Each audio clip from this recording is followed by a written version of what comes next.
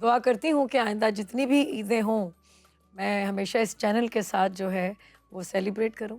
कपड़ों से शुरू करते हैं।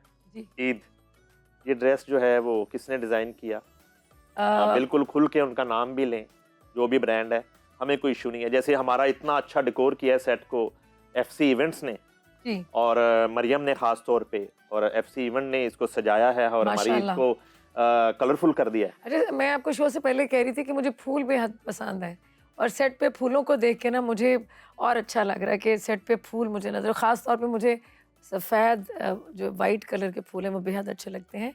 जोड़े का पूछ रहे थे तो जोड़ा जो है मेरा डिज़ाइन किया है इकबाल हुसैन ने, हमेशा की तरह। 3 साल हो गए मुझे उनके कपड़े पहनते हुए और हमारा एक स्पेशल बॉन्ड है। अब माशाल्लाह उनके कपड़े हमसाया मुल्क में देखें तो करीना पहने हुए नज़र आती हैं, रश्मिका जो कि एनिमल के हीरोइन, और पुष्पा 1, पुष्पा 2, तो उन्होंने भी पहने उनके कपड़े। सारा अली ख़ान ने भी पहने। तो वो सिर्फ़ पाकिस्तान में नहीं बल्कि मैं कहती हूँ जितनी तेज़ी से इकबाल हुसैन मशहूर हुआ है ना, जैसे कोविड में वो एक वायरस आया था और वो इतना मशहूर हुआ था, इस तरह इकबाल हुसैन जो है वो बहुत मशहूर हो चुके हैं जिनका लिबास मैंने पहना है। असल में आपके ज़ौक़ की बात करें तो अल्लामा इकबाल की शायरी से शुरू होने वाला सफ़र इकबाल हुसैन के कपड़ों तक पहुँच गया। ओह! एक बार अच्छा, मैं जब गई थी ना आपने इतना बड़ी शख्सियत का नाम लिया अल्लामा इकबाल, तो मैं जब गई जगलोट, सियाचिन और मुख्तलिफ़ जगहों पे स्कर्दू गई और मैं सियाचिन तक गई, अपने फ़ौजी भाइयों से मिली और उनको खैराज तहसीन पेश किया। वहाँ मैंने एक शेर पढ़ा था, मुझे याद है कि दो नीम इनकी ठोकर से सहराओ दरिया, सिमट कर पहाड़ इनकी हैबत से राई। वाह!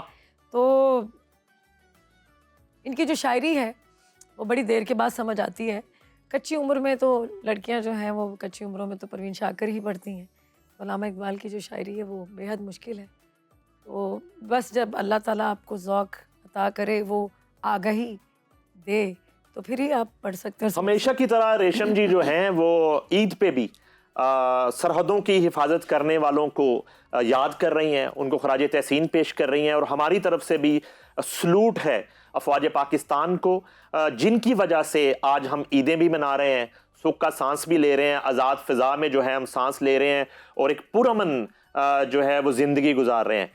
और हम सुकून की जो नींद सोते हैं क्योंकि वो रातों को जागते हैं। और अफ़सोस और दुख के साथ कहना पड़ता है कि शहादतें ऐसे नहीं नसीब होती, सीने पे एक गोली खानी पड़ती है। तो मैंने हमेशा आज से, मतलब आपको पता है कि शुरू से ही मैं जब भी ईद मनाती हूँ लेकिन अपने मुल्क की हिफाजत करने वाले अपने भाइयों को हमेशा खराज तहसीन भी पेश करती हूँ और उनके लिए दुआ गो भी होती हूँ और उनकी माँ बहनों के लिए भी दुआ करती हूँ कि जो लोग मेरे भाई जो हैं जिनको शहादतें नसीब हुई हैं, जो इस दुनिया से चले गए हैं, तो वो हमेशा मुझे याद रहते हैं और मैं उनको अपनी दुआओं में हमेशा याद रखती हूँ क्योंकि मेरे मुल्क की हिफाजत करते हैं। क्या बात, क्या बात। स्कूल से जब मैं कभी वो फुटा खाता था ना, तो क्रिकेट खेलता था और क्रिकेट ही देखने जाता था कदाफी स्टेडियम में, वसीम अकरम को देखने, वकार यूनुस को देखने, इमरान खान को अडयाला देखने। वाले खान साहब को। मैं इमरान खान काफ़ी ज़्यादा, तो मैं तो अडयाला के साथ फिर बताता हूँ कि नहीं, देखिए माँ, क्रिकेट की बात करेंगे ना तो माँ ने एक ही इमरान खान पैदा किया है। ऐसे एग्री एग्री। और अगर आप एज अ फिलैंथ्रोपिस्ट बात करेंगे तो भी इमरान खान एक ही मिलेगा। तो उनको देखने जाया करता था। लेकिन जब पहली दफ़ा मैंने सिनेमा देखा और पहली दफ़ा मैंने फ़िल्म देखी जाके सिनेमा में, तो वो ईद के दिन थे और मेरी पहली फिल्म ईद पर ही एग्जैक्टली रिलीज हुई और थी। वो फिल्म थी जीवा। और नाजरीन, पहली फिल्म जिंदगी में जो है वो नईम हनीफ ने जो देखी और पहली दफ़ा सिनेमा स्क्रीन देखी और इतना बड़ा हॉल देखा और जो है ना वो सिनेमा का कल्चर देखा और वो बोतलों की कोल्ड ड्रिंक्स की छनछनाहट देखी और और वो जो पॉपकॉर्न्स चिप्स देखे और पॉपकॉर्न चिप्स लेके जी। खाते हैं, वो तो जो एक बात बताऊं, मैं कहती हूँ वो दौर जो है ना, मैं कहती हूँ कि मुझसे सब कुछ ले लें, वो दौर दोबारा से आ जाए, इंडस्ट्री का भी, इस मुल्क का भी, वो खुशियों वाला दौर, क्योंकि अपना नफसा नफसी का दौर है, वो अपनाइत, वो प्यार, वो सब कुछ ख़त्म होता जा रहा है। वो जिस दौर के, मैं एकदम उस दौर में गई हूँ ना, जब मैंने पहली बार अपने आप को बड़ी स्क्रीन पे देखा था ना, तो यकीन करें मुझे लगता था मैम, क्योंकि मैंने छोटी स्क्रीन पे काम शुरू किया था, लेकिन छोटी स्क्रीन पे भी बहुत आर्टिस्टों ने बहुत बड़ा काम किया है, लेकिन सिल्वर स्क्रीन जो है वो शोबिज़ का जो है ना वो एंड है। जब आप ख़ुद को देखते हैं उस पे और फिर जब लोग क्लैपिंग कर रहे हों, लोग, ओ माय गॉड, मैं कहती हूँ कि मुझे नहीं यकीन हो रहा था कि मेरी फ़िल्म इतनी बड़ी हिट हो गई है। वो जो है वो हम चले गए वीनस सिनेमा और बड़ी मुश्किल से वो एक शो की टिकट मिली रात 9 धक्के बजे खा के के? बाद, धक्के खा के लाइनों में लग के। और वो चूंकि यंग थे और वो लोग काफी लोग थे। नहीं, आप अभी भी यंग हैं, thank you very much. Because heart is always young. वो जी अपना मिल गई टिकट लाइनों में लग के। या ब्लैक टिकट से याद आया कि अच्छा ब्लैक टिकट तब कोई ब्लैक में मिलती थी। ब्लैक में मिलती थी। और अच्छा मुझे जब से पता चला कि आसिफ अली जरदारी साहब जो है बमीनो सिनेमा में वो टिकटें बेचा करते थे, सदर पाकिस्तान की बात कर रहा हूँ, तो तब से मुझे ये टिकट ब्लैक करना बिल्कुल भी बुरा नहीं लगता। टिकटें तो ये MP MNS की भी ब्लैक हो जाती हैं, पता है, हाँ ये भी जी। बिकती हैं, आपको पता है? ये सेनेट की टिकटें भी बिकती हैं, ये नेशनल असेंबली की भी बिक जाती हैं, पंजाब असेंबली की भी बिक जाती हैं। मुझे, और जब टिकटों के बिकने की बात आती है मुझे बुशरा बीबी बहुत अच्छा, याद आती है। मुझे अब लगता है कि सारा कुछ ही बिकता है।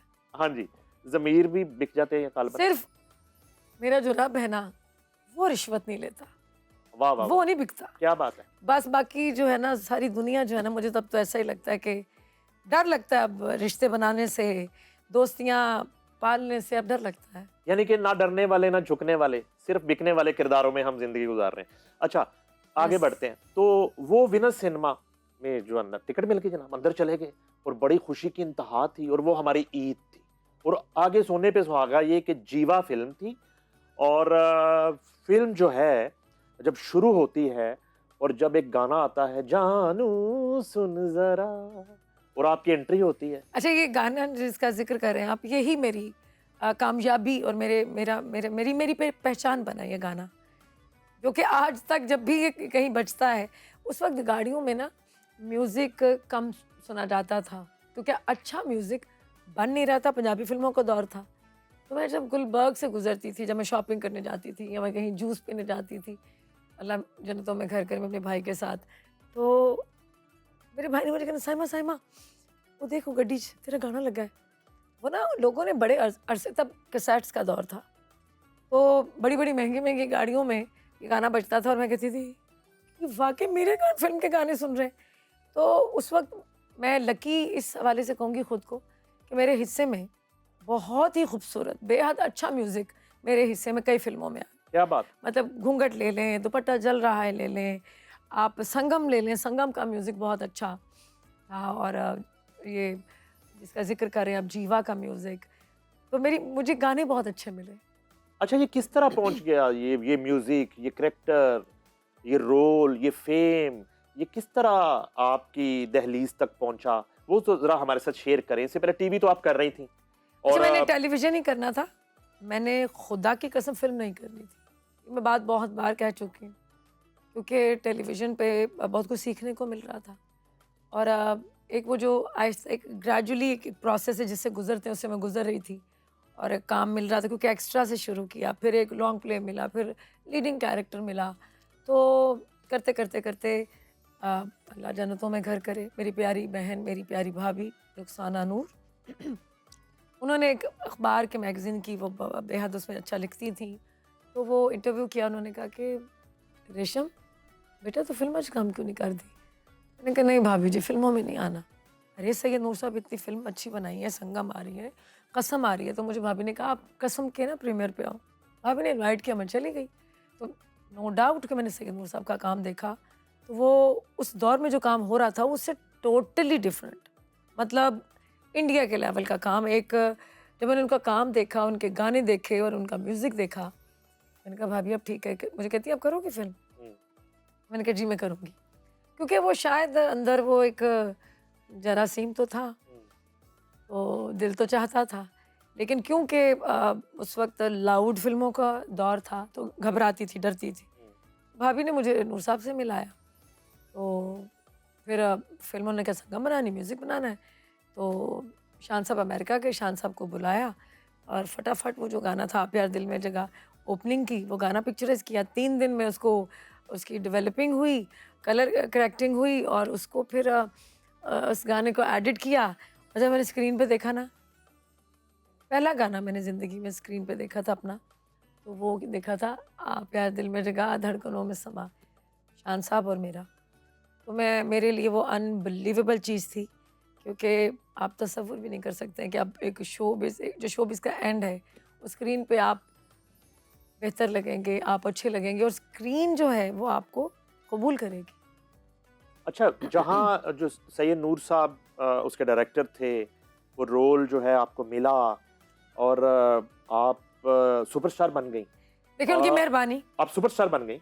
वहीं पे सैयद नूर को भी तो एक रेशम जैसा टैलेंट अल्लाह ताला ने जो है ना वो दिया और उनका भी फिर बड़ा नाम हुआ जीवा से। मैं समझती हूँ कि ये टीम वर्क होता है। रेशम सैयद नूर के बगैर कुछ नहीं थी। सैयद नूर साहब शायद उनको अल्लाह ने अच्छी मतलब हीरोइन दे दी। तो हमारा टीम वर्क और फिर मैं कहती हूँ कि नूर साहब का और मेरा बख्त नसीब मिला कि मैंने जितनी भी उनकी फ़िल्मों में मैंने काम किया वो बेहद अच्छी फ़िल्में, सुपर हिट फ़िल्में, नेशनल अवार्ड मिला। तो ये एक टीम वर्क था। मेरा कोई क्रेडिट नहीं है कि सारा क्रेडिट मैं लूँ, शायद मेरा इतना सब क्रेडिट होगा। ये पूरी टीम, वो लोग जिन्होंने रिफ्लेक्टर्स लगाए, वो लोग कैमरा पे थे, जिन्होंने म्यूज़िक अल्लाह जन्नतों में घर करे, अमजद बॉबी साहब, करवट करवट जन्नत में जगह दे, बेहद अच्छा म्यूज़िक शुरू से मुझे ना छोटी उम्र से म्यूज़िक की थोड़ी सी सेंस थी। मुझे अच्छा म्यूज़िक मुझे भाता था, मुझे अच्छा लगता था। तो उसके गाने जब म्यूज़िक बन रहा था तो नूर साहब ने मुझे इजाज़त दी हुई थी कि आपने आना है और आपने म्यूज़िक सुनना है। तो मुझे साथ-साथ रखा उनकी मेहरबानी। तो उन्होंने फ़िल्म में चांस दिया, उनकी मेहरबानी। तो क्योंकि बहुत सारी बातों पे ख़फ़ा हो जाते हैं मुझसे। तो क्योंकि मैं टेलीविज़न तो मैंने बताया ना, मेरे जो पहले उस्ताद हैं अयूब ख़ावर साहब, ज़िंदगी भर जो लोग अपने उस्तादों को नहीं मानते, मैं कहती हूँ वो लोग कुछ भी नहीं होते। तो मैंने माँ हमेशा कहा है कि पहले उस्ताद मेरे अयूब ख़ावर हैं और दूसरे फ़िल्म के ऑब्वियसली मैं नूर साहब को ग्रूम्ड ही मिली थी। मेरी ग्रूमिंग टेलीविज़न ने कर दी थी। तो बाकी जो फ़िल्म की चीज़ें थीं वो मुझे एक्शन भी करके बताते थे कि यहाँ आना है, यूँ करना है। नो डाउट कि सैयद नूर ने मुझ पर बहुत मेहनत की। मैं उनको इस बात का क्रेडिट देना चाहूँगी। ज़ाहिर है आज ईद का दिन है, आज क्रेडिट ही देना चाहिए हमें। गिले-शिकवे तो हम पूरा साल करते रहते हैं और ज़िंदगी अच्छा, में गिले होते शिकवे रहते तो हैं एक और ऐसी अपनों से चीज़ है, होते हैं। सबसे होते हैं वो अपनों अपनों से। से ही होते हैं गिले-शिकवे। देखें, आपका गिला बनता है। मैं बीइंग ए जर्नलिस्ट गिला कर सकता हूँ। मैं जो है ना वो कोई लेकिन नहीं, किराए का होस्ट तो नहीं हूँ। नहीं मनीष मैं एक साहब, सहाफ़ी भी तो हूँ। नहीं मनीष साहब, ये दौर है इस वक्त सोशल मीडिया का। आपने ज़रा सी बात कही नहीं और लोगों ने नमक, मिर्च, हल्दी, पता नहीं केड़े-केड़े मसाले ला के लोगों ने अगे, मतलब वो चीज़ ऐसे लोग समझते हैं हमारा हक है। हर बंदा यूट्यूब चैनल चलाता है, उन्होंने अपने पेट भी भरना है। अच्छा, वो कैप्शन ही ऊपर कुछ और लिख देंगे, रेशम ने ये कह दिया कि सैयद नूर ने मुझे वाह बर्बाद कर दिया, नाउज़ुबिल्लाह, ये मैंने कहा ही नहीं। मुझे ये सोशल मीडिया पे चीज़ें देखकर ना, क्योंकि हम जिस दौर में आए हैं ना, तब ऐसी चीज़ें होती नहीं थी। शाह जी, ये सियाको सबाक से हट के वायरल होने वाली कुछ चीज़ें जो आप तक पहुँचती हैं और बाज़ औक़ात फिर आपसे उस पे सवाल किए जाते हैं और बाज़ औक़ात आप दबे लफ्ज़ों में कुछ बात कर भी जाते हैं। तो जो है ना, साइमा शाह भी आपकी उतनी ही इज़्ज़त करती हैं जितनी साइमा करती हैं। तो ये दोनों साइमाएँ जो हैं वो हमेशा सलामत रहें।